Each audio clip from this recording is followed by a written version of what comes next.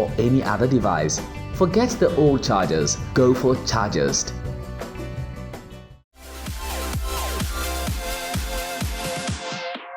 Welcome back from Tech Flush. I'm sure you learned a lot. There are limitless possibilities in the world of technology and exciting times ahead. I'm here with Mr. Desmond Israel, the lead consultant of Information Security Architects. Hi Desmond, welcome to the show. Hello Matilda, thank you. Okay, so today we're talking about cybersecurity. So can you give us a little bit about what you do? Okay, so I promote a security state of mind.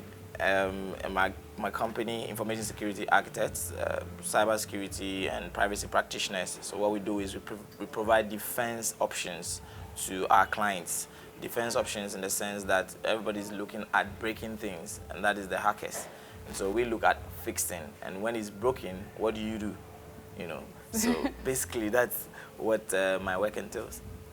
Okay, so but then what is cybersecurity? For the layman out there, what exactly is cybersecurity? Okay, so the layman should understand that when you put technologies, processes, and practices together in the vet to secure resources that have been put on the internet, then you're dealing with cybersecurity. Now, when I say resources, I'm talking about any other thing you might be able to do, but you make it available online. So, for instance, if you have a shop and you're selling electronic gadgets, like LG does, you get it? If LG now makes the shop available online in the form of e-commerce, then the business of LG is now a resource that is available on the internet. That brings the risk of securing that business on the internet. Are we making payments? Are we making our orders online? How do we initiate our deliveries? All these processes can be intercepted one way or the other by attackers. And so for that reason, you're always considering what to put in place to provide security for that e-commerce that you put online, just by way of example, because other things could be online, like now we have Internet of Things. Yeah. So you have the refrigerators are online, your television is online, all of them have now been connected to the internet. And once you're connected to the internet, we say that your attack surface has now been broadened, because the internet is the network of networks. Okay, so you mentioned network, but then is network security different from cybersecurity? Okay, so from where I said, when you mention information security, you would find cybersecurity as part of it, and then you find network security in there. So when we're looking at a bigger security picture, we look at what we call the data, the system, or the application on which the data is hosted, the system on which that application is. Then we have what we call the perimeter, which is the network where that system finds itself located. Typical example, in the bank, the infrastructure of the bank is controlled by a network, a perimeter, where they provide the necessary securities in place. Now, when you move a step further, you now deal with the systems on which the bank transacts, like the laptops, the servers, the front desk machine for the teller. Those are the systems. On those systems are banking applications which allow you to then be able to transact with the bank. Yeah. Now, these applications generate data, which is your customer records and your transactions. The whole chain is involved with information security. When you make that chain available over the internet, we're dealing with cybersecurity. Okay, so this brings me to e-banking. How safe is e-banking? Because you mentioned that internet resources are everywhere. Anyone can access it once it's on the internet. So how safe is e-banking? Okay, so the question would not be limited to e-banking, because the question is how safe is resources on the internet? Now, if we roll it back to e-banking, then you are expecting that whoever is putting the resource on the internet, so if it's Bank A, and we are going to use their e-banking service, they have to put in place certain measures. For security, we always look at technology, processes, and people. So what kind of attacks could come against users of e-banking? They could be spammed, they could be phished, they could be scammed. So we have scam attacks, we have phishing attacks. Phishing attacks could be that you receive an email which looks genuine, as if it's coming from your bankers, asking you to maybe change your PIN or something like that. And when you do, the attacker gets access to your account and could be able to transact with you.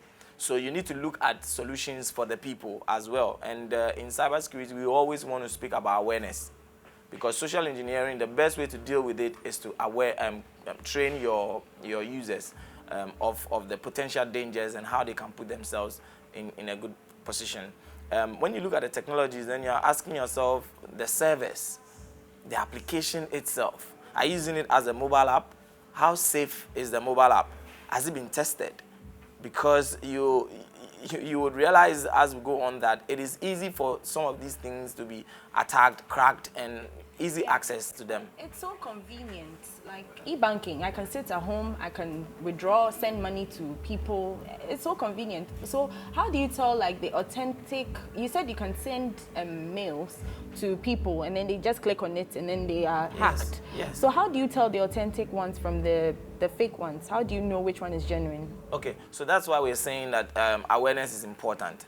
Let's give credit to some of the banks. When you go on their portals, on the e-banking section, you would see that they've placed in certain scam or phishing alert messages showing you how they communicate with you.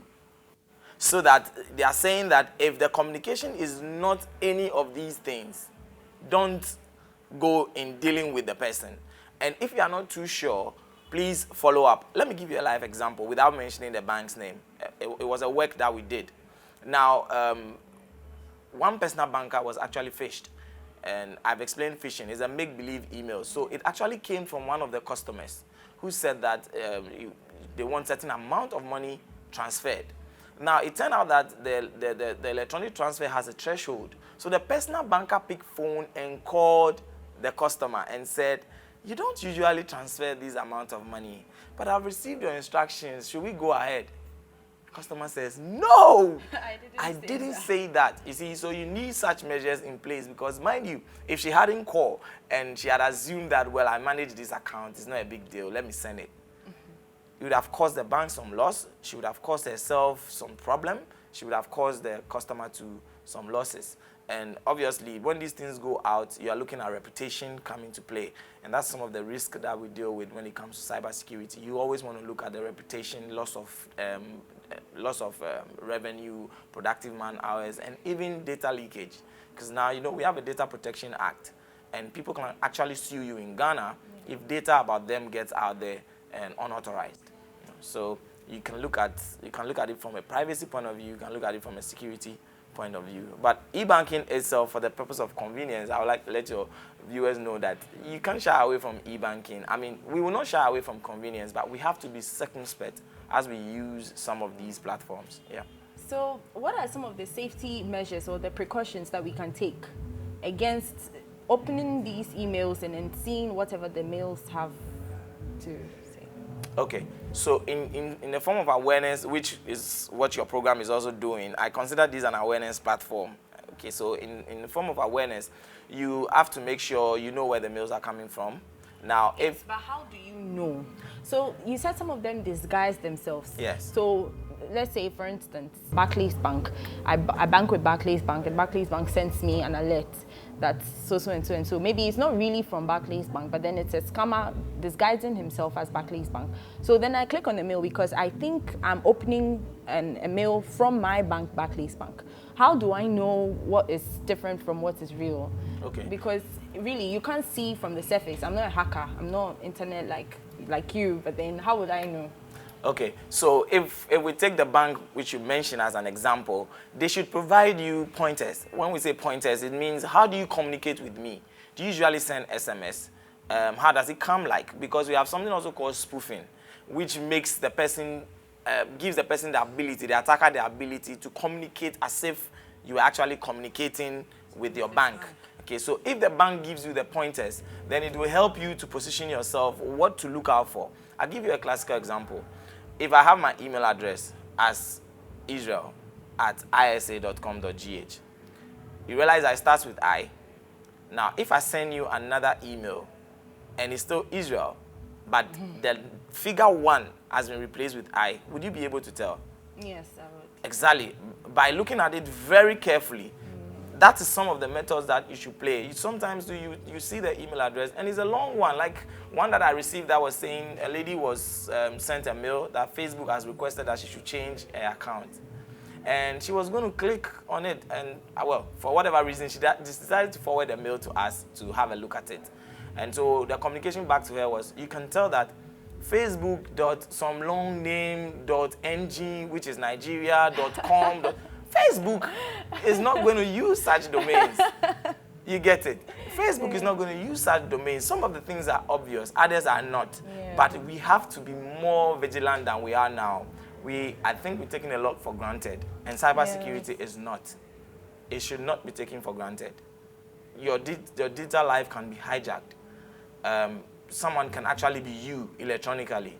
Yeah. Transact in your name, cause losses in your name, steal in your name, lie in your name, everything in your name. We call it digital theft, digital identity theft. So how safe are we? Like, how safe are we? Because now all of us have digital footprints. Like, there's from a research conducted, out of like every 10 people, about 6 people are on at least one social media platform. If it's not Facebook, even WhatsApp. Now WhatsApp is so common, everyone sends messages via WhatsApp. No one really does text messages anymore. So how safe are we? Can we say we'll totally like withdraw from social media or go back? How safe are we? We can't leave the digital world. In fact, we are digital citizens. It's like you're in Ghana and you say you don't want to be a Ghanaian anymore.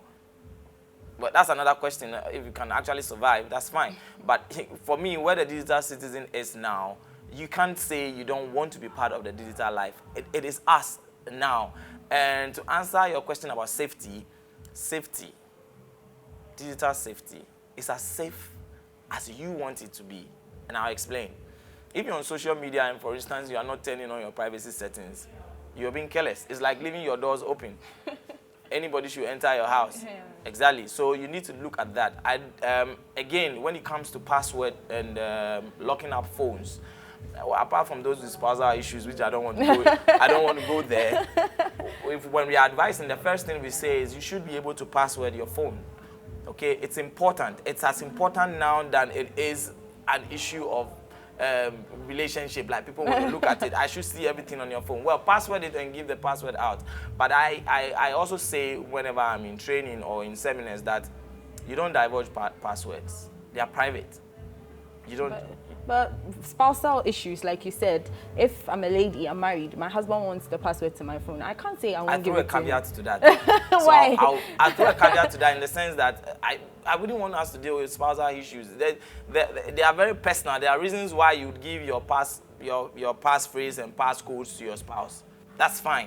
Okay, but the point I want to make... Sorry to cut you, but that is not to say that the fact that I'm giving him the password means anytime he wants to, he can just go into my phone. But like in case of an emergency or something, just so that he knows, or just so that he knows that, yeah.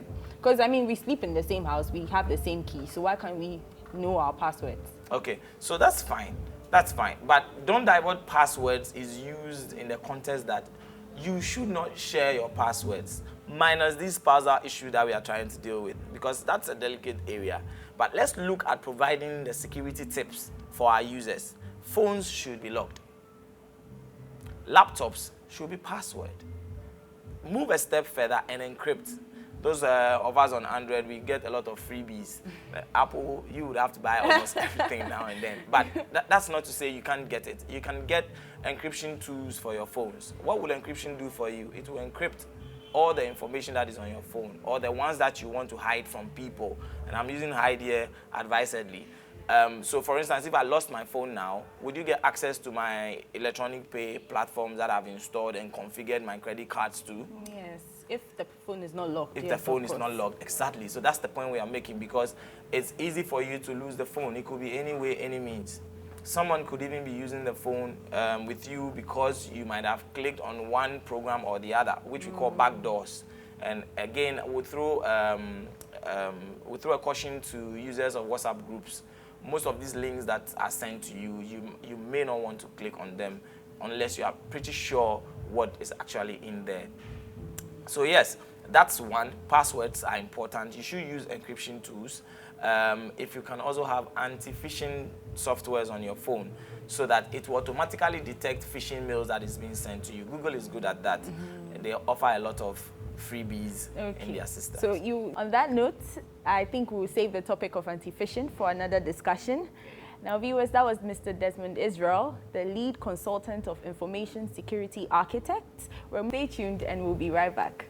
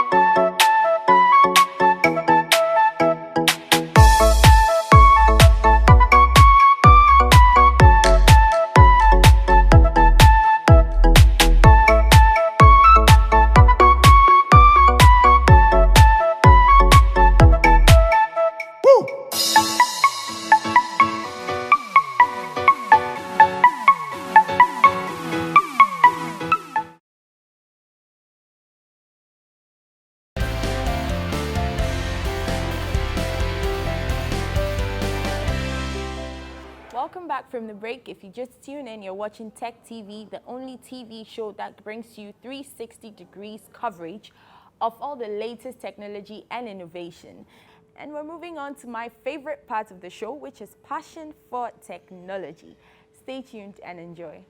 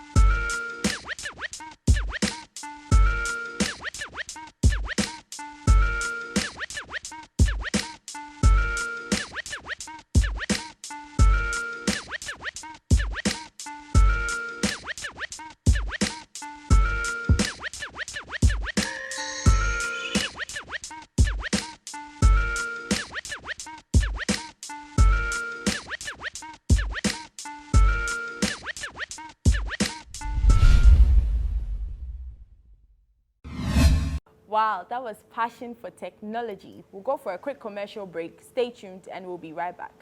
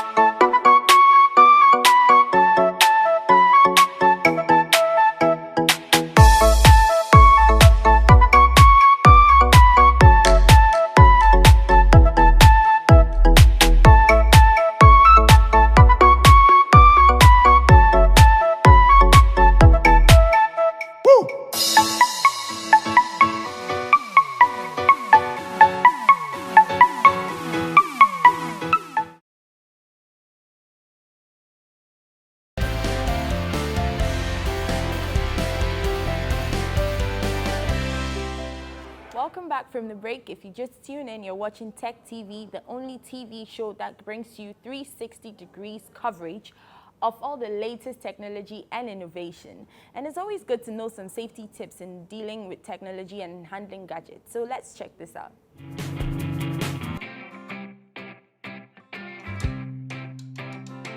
Many hotels, coffee shops, airports, and other places offer free Wi-Fi hotspots. They are convenient. Unfortunately, they often aren't secure.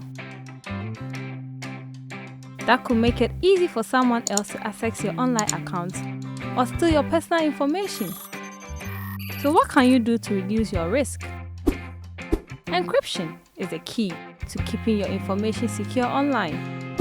When information is encrypted, it's scrambled into a code so others can't get it. How can you be sure your information is encrypted? 2 ways. 1. Use a secure network to access the internet. Don't assume that a public Wi-Fi network uses encryption. In fact, most don't. You can only be sure that a network uses effective encryption if it asks you to provide a WPA or WPA2 password. If you aren't sure, it's best to assume the network is not secure. The second way to protect your information is to send it through a secure website. A secure site will encrypt your information even if the network doesn't. If the web address starts with HTTPS, then information is encrypted before it's sent. The S stands for secure. Look for HTTPS on every page you visit, not just when you log.